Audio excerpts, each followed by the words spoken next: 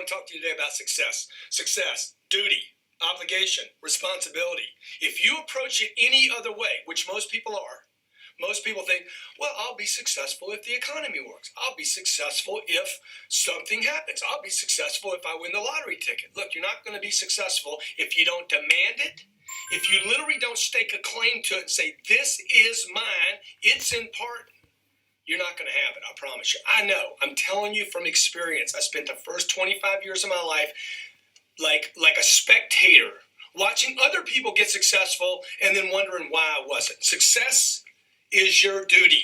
It is your obligation and your responsibility. Almost 90% of sales managers say they don't have time, you know? And again, it goes back to, look, if you knew it was going to bank you money today, would you make time for it? So they would make time for it because they make time for the things that make them money. If you have a customer, hopefully, if you have a customer and you're working a deal with that customer and you got a hamburger in front of you, hopefully you're going to push the hamburger aside and work that deal because the priority is to make money.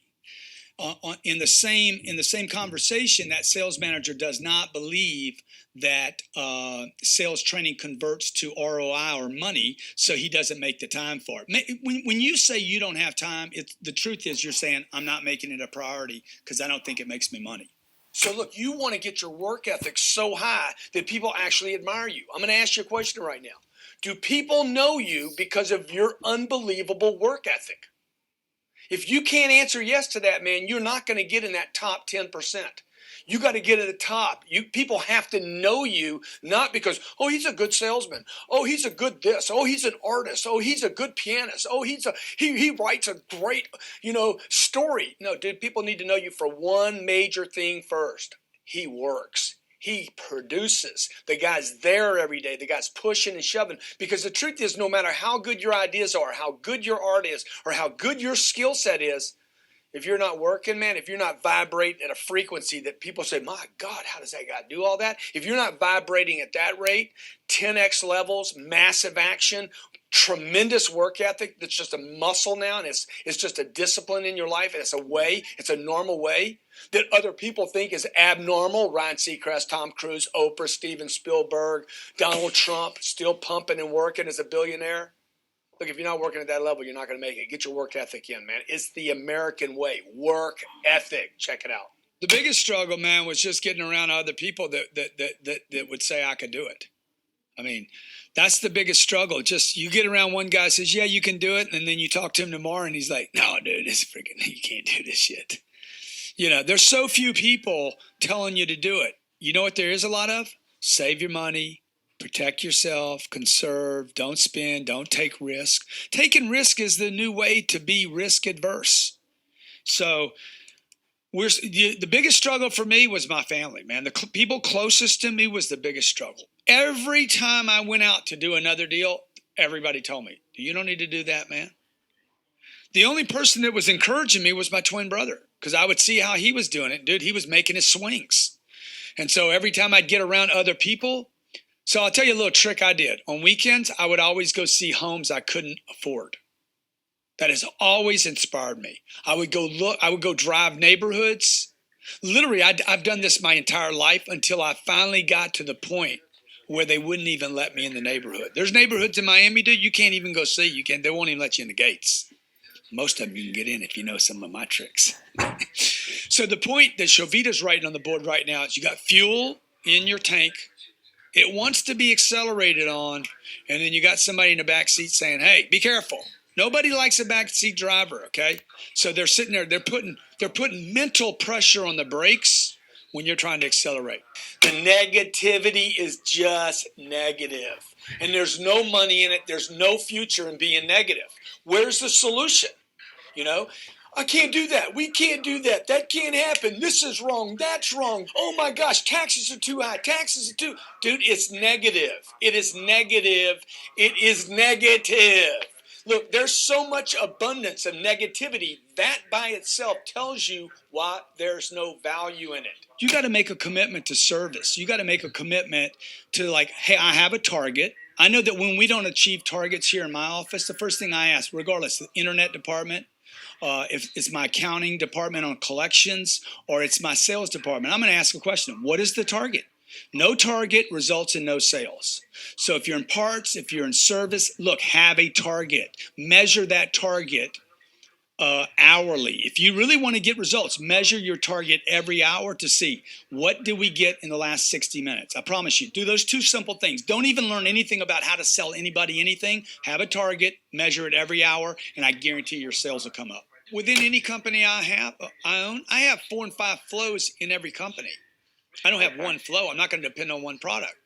Once I get those 4 streams coming in from one company, okay? For instance, at this company, it's an online project called Cardone University.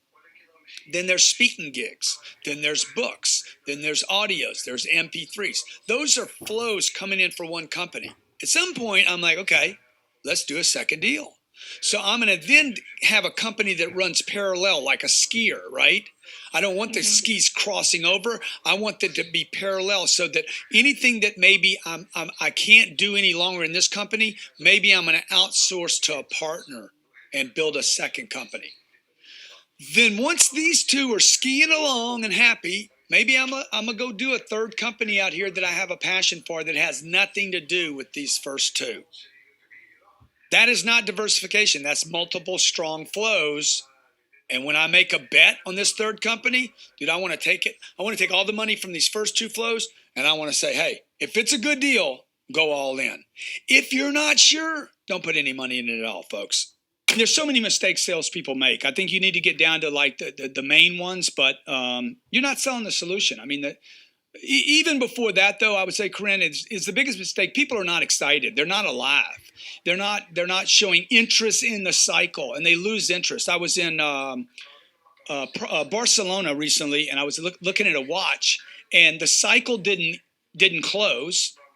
I could have bought the watch. I was qualified to buy the watch. I'm the one that walked myself in the shop on my vacation to look at the watch. I knew exactly the watch I was looking for.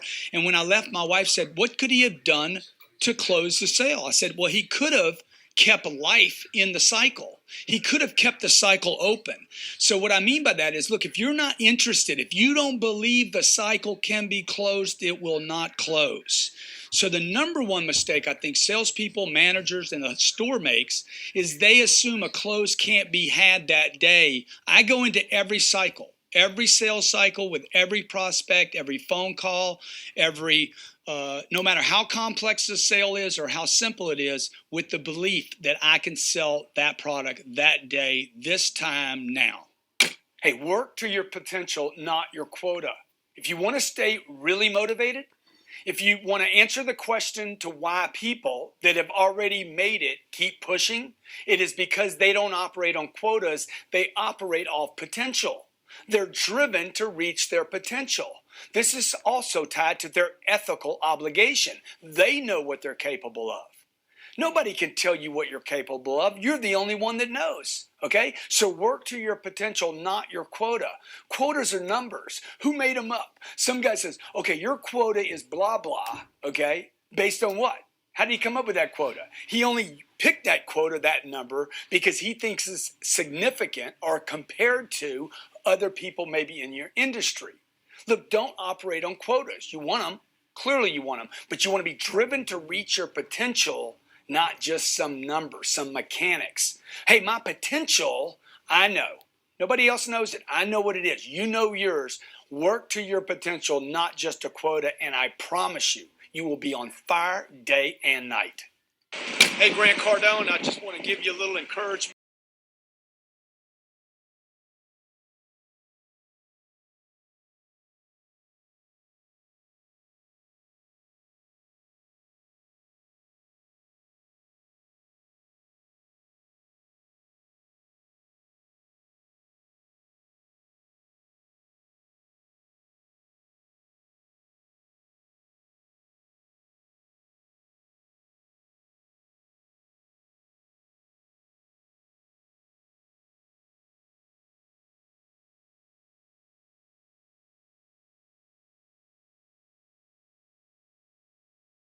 Here on Thursday afternoon. This week I have been in Detroit, Buffalo, New York City. I was on my way to Hartford. It got canceled because of some situations. Whoa, I just dropped my bag. Why am I telling you all this, okay? Now, I came to the wrong terminal. Having to walk back to 2. I'm not asking you to feel sorry for me. I'm doing this as an encouragement video. When things don't go right, you got to push harder. You got to spend money that you didn't think you were going to spend. Hang in there. Don't quit. Do not quit. Push. Okay? I know how hard it is. I know it's hard. I know there's moments where everybody thinks, oh my God, what am I doing? Just keep pushing.